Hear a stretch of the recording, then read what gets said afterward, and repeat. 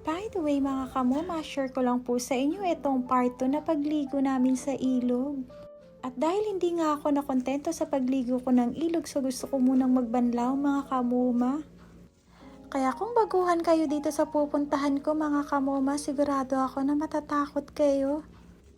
Dito kasi kami minsan kumukuha ng inumin namin mga kamoma nung wala pang tubig na papunta dun sa bahay namin.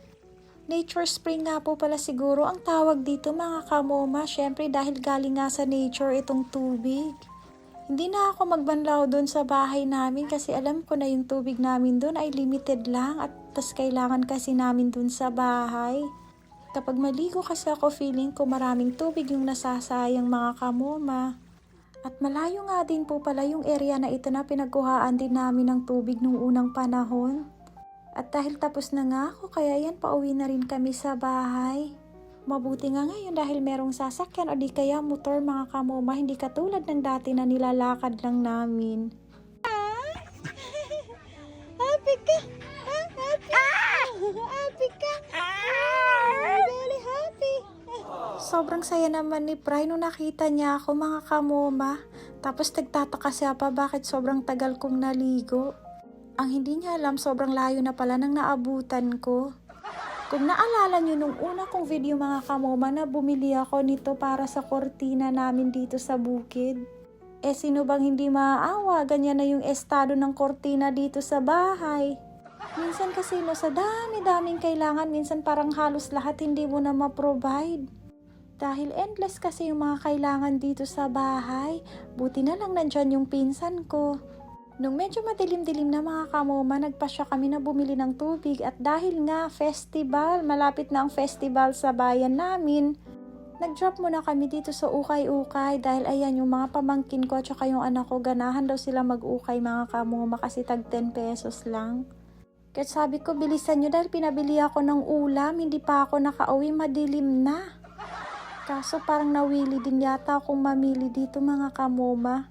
So, syempre, hindi natin palalagpasin yung gabi na hindi nakakameryenda itong mga pamangkin ko.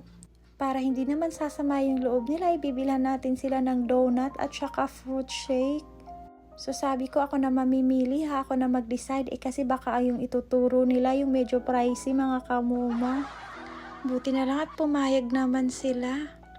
Ayan, wala silang ibang ginagawa kundi panay selfie dito, selfie doon. Kapag dito talaga sa probinsya mga kamoma, no, kahit maliit na bagay, iba talaga yung happiness na mararamdaman mo.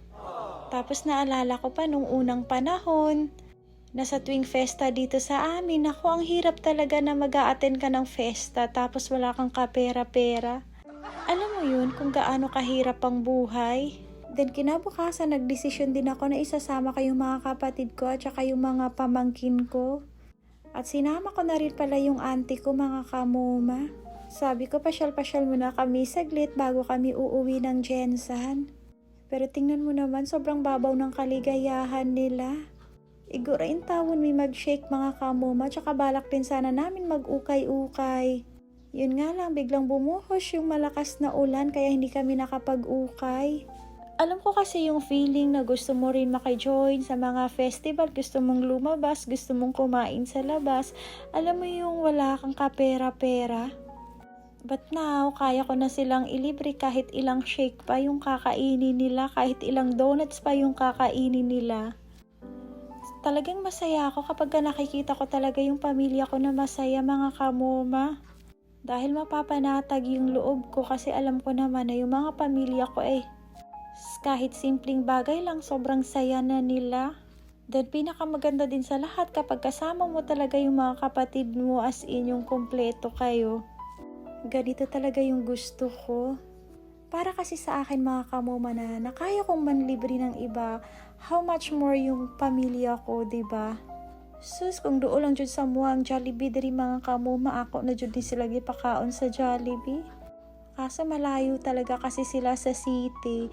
Kaya kapag pumunta sila dito sa Jensan, so talagang bumabawi ako sa kanila mga kamoma. Kung ano yung gusto nilang kainin, talagang yun yung binibili ko at siniserve ko para sa kanila. Yun lang.